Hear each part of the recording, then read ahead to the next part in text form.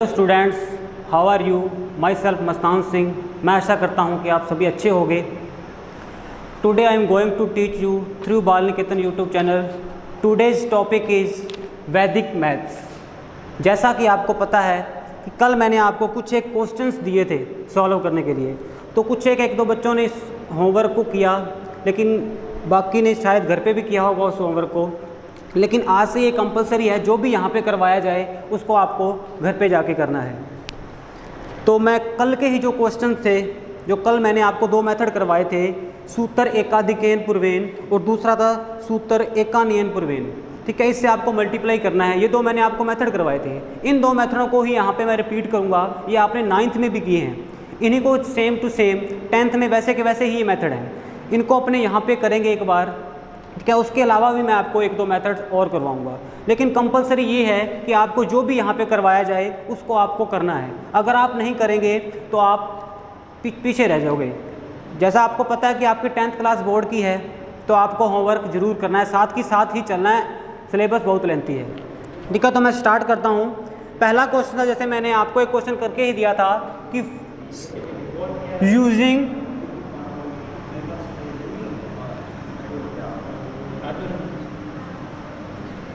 सूत्र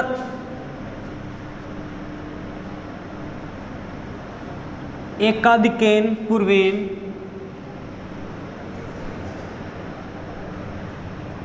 फाइंड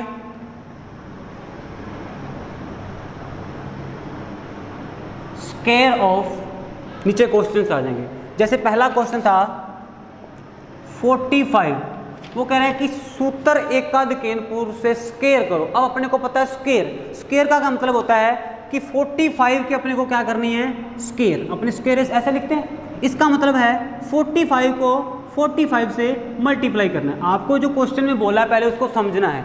ठीक है, उसके बाद अपने मेथड पे चलते हैं कि किस मेथड से आपको स्क्वायर करनी है। मेथड है सूत्र एकाधिकेन पूर्वेन। ठीक है, तो मैं आप कुछ यहाँ से आपको इसी मेथड से बताऊंगा कि इसको कैसे करते हैं। एकाधिकेन पूर्वेन, ये लिखा है। एकाधिकेन से मतलब है एक का अधिकेन, एक अधिक करना है। एकाधिकेन, एक अधिक करना है पूर्वेन, पीछे वाले डिजिट में। जैसे मैं आपको यहाँ बताऊंगा, आपको समझ में आएगा। एकाधिकेन पूर्वेन, एक अधिक करना है पीछे वाले डिजिट में। ये कोई परफेक्ट लॉजिक नहीं है, ये कोई इस क्वेश्चन को सॉल्व करने का परफेक्ट लॉजिक नहीं है, बस एक माइंड सेटअप है अपने को इस क्वेश्चन को करने के लिए। जैसे अपने यहाँ पे करते हैं 45 की स्क्वायर करनी है, तो पहले वाला डिजिट है 4। पूर्वेन का मतलब पहले वाले डिजिट में इसको अपने सॉल्व करेंगे। पहले वाला डिजिट है 4 का एक अधिक करना है। 4 का एक अधिक क्या होगा, 5। 4 × 5 फर्स्ट स्टेप ये बनेगा। उसके बाद एक स्लैश आ जाएगा, उसके दो पार्ट बनेंगे। पहले स्टेप में क्या करेंगे, 4 × 5, एक अधिक करेंगे। पहले वाले डिजिट में ये नहीं बताया था, एक अधिक करना है। दूसरे वाले में डिजिट में क्या करेंगे, इसकी अपने स्क्वायर कर देंगे, 5 × 5। अब अपने सिंपल इसको सॉल्व कर सकते हैं। 4 5 जा 20, 5 5 जा 25। फिर इसको आपको लास्ट में इकट्ठा करके लिख देना है 20 25। ये क्वेश्चन सॉल्व हो गया बाय सूत्र एकाधिकेन पूर्वेन।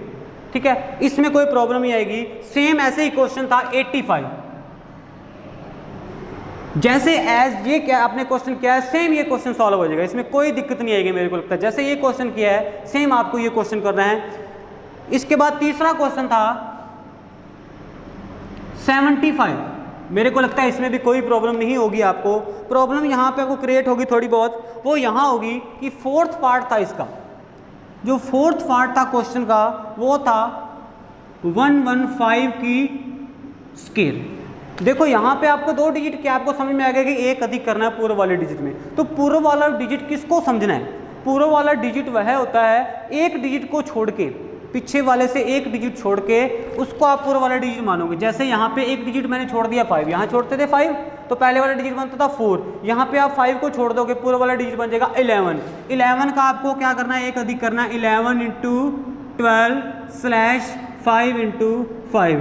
11 को 12 से मल्टीप्लाई करोगे तो क्या आएगा, 11 2 जा 22, 2 11 1 जा 1 32, 5 5 जा 25। इसको इकट्ठा करके लिख दोगे तो ये आपका सोल्यूशन हो जाएगा। मेरे कहने का मतलब है आपको इसको एक अधिक किसको करना है वो मानना कैसे है, पीछे वाली एक डिजिट को छोड़ना है, उसके बाद वाली जो भी डिजिट होगी उसका आपको एक अधिक करना है। जैसे 11 का आपको एक अधिक करना है, सेम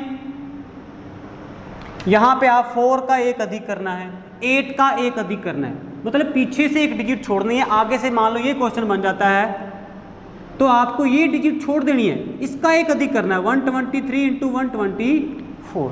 इस तरीके से आपको सूत्र एकाधिकेन पूर्वेन से स्केयर फाइंड करनी है। ठीक है, ये था पहला मेथड। इसके आपको सारे क्वेश्चन मेरे को लगता है समझ में आगे होंगे। इसके बाद का क्वेश्चन है वो आप इसको सॉल्व करोगे, आपको सभी को ये क्वेश्चंस करने हैं। दूसरा क्वेश्चन है मल्टीप्लाई बाय एकान्वयन पूर्वेन, दूसरा मेथड था जो।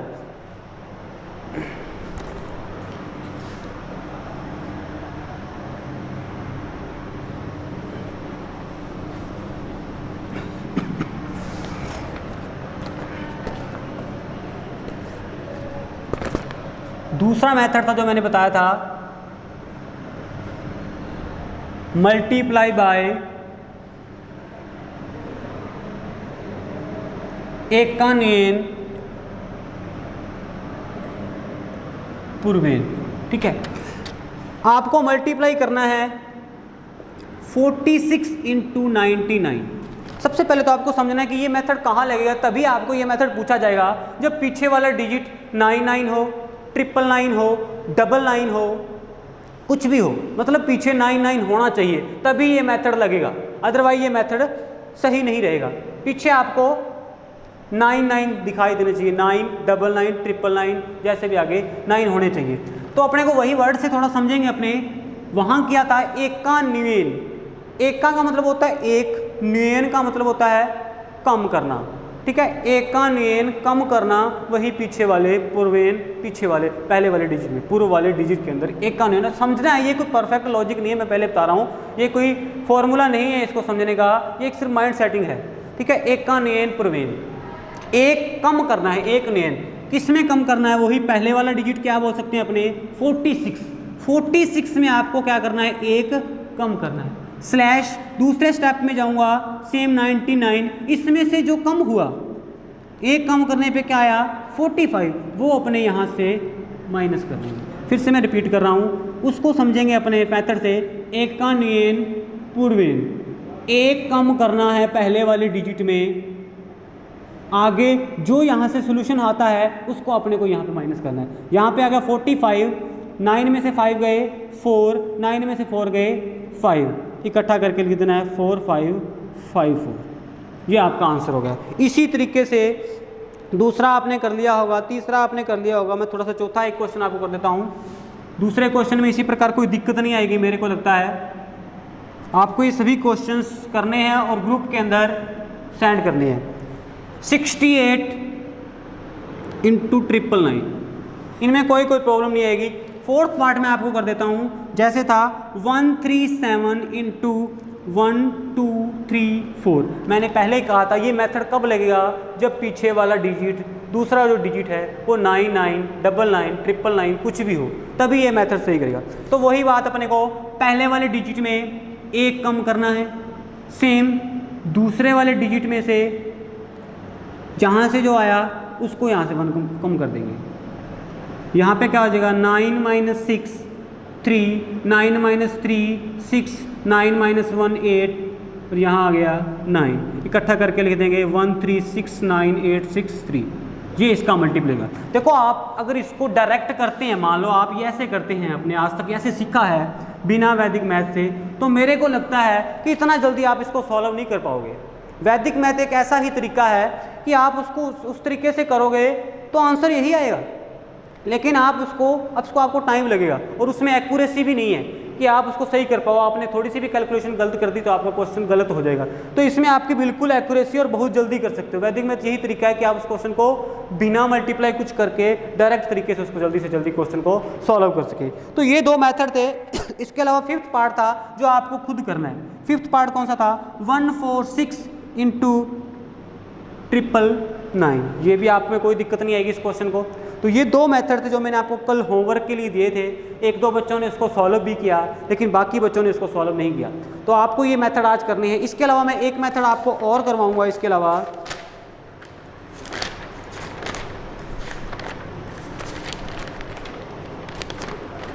जो कि मेन इंपॉर्टेंट मेथड है। लगभग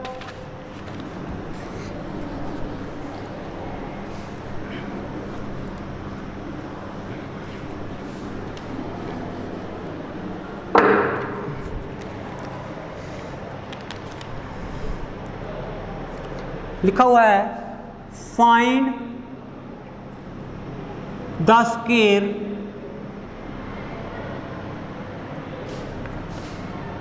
बाय निखिलम मेथड। ठीक है, ये कि मोस्ट इंपॉर्टेंट मेथड है। लगभग इसी क्वेश्चन से, इसी टाइप के क्वेश्चन आपको बोर्ड के पेपरों में मिलते हैं। निखिलम मेथड बहुत इंपॉर्टेंट है। वो करते कैसे हैं आपने 9th क्लास में भी सीखा होगा, सेम वही मेथड है। ठीक है, सबसे पहले अपने क्वेश्चन आपको करना है 103 की स्क्वायर, इसकी स्क्वायर करनी है। इसको लिखने का तरीका देख लो, आपने सीखा पहले भी। पहले लिखेंगे 103, फिर 103। ठीक है, फिर अपने इसका ढूंढेंगे बेस, सब बेस, डेविएशन। तीन चीज़ें ढूंढते हैं। बेस क्या होता है कि बेस मान लो, जैसे मान लो कि ये लिखा है 73, तो इसका बेस है 10। 2 डिजिट है तो बेस 10, 3 डिजिट आ गए तो बेस बन गया उसका 100। तो यहाँ पे बेस बनेगा 10, लेकिन यहाँ पे क्या है 3 डिजिट है तो इसका बेस बन जाएगा 100। बेस के अकॉर्डिंग ही अपने को यहाँ देखना है इसका सब बेस क्या बन जाएगा। सब बेस 100 के अकॉर्डिंग 1। अगर 200 कुछ होता तो सब बेस बन जाता 2। 300 मान लो, यहाँ पे क्वेश्चन को मैं यहाँ पे ये लिख दूँ 2 2 3, तो अपना क्या बेस बनता 100, क्योंकि ये 3 डिजिट है, बेस 100, सब बेस बन जाएगा 2, क्योंकि 200 के अकॉर्डिंग चलना है अपने। तो सब बेस बन गया 1। डेविएशन क्या होता है, अपने को डेविएशन भी ढूंढना है यहाँ से।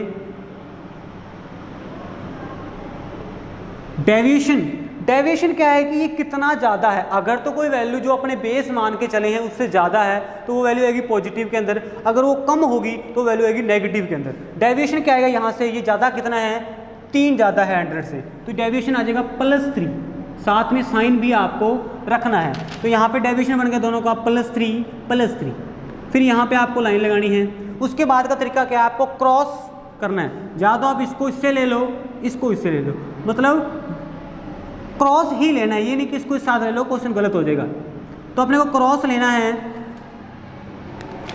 103 को 3 से, 103 + 3, 103 + 3 पहला स्टेप बन गया। इसके साथ आ जाएगा जो आपने सब बेस लिया है उसका मल्टीप्लाई। सब बेस क्या है अपना 1 का मल्टीप्लाई।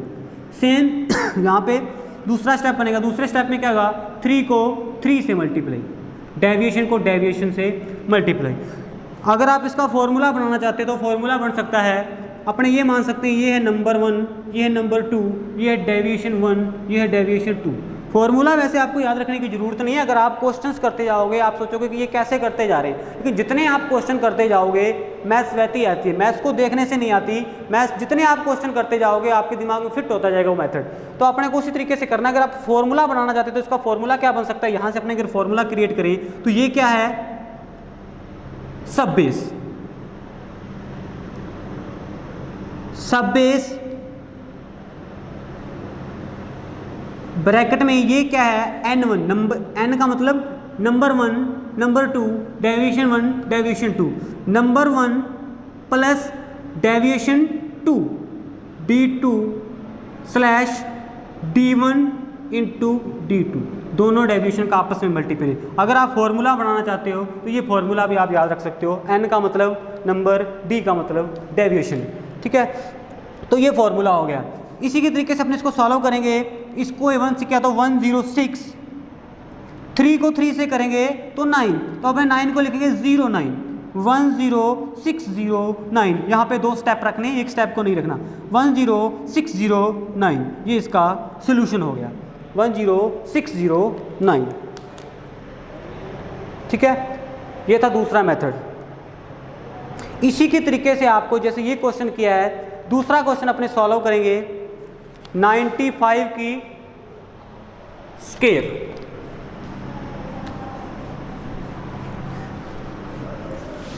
एक और बात, बेस और सब बेस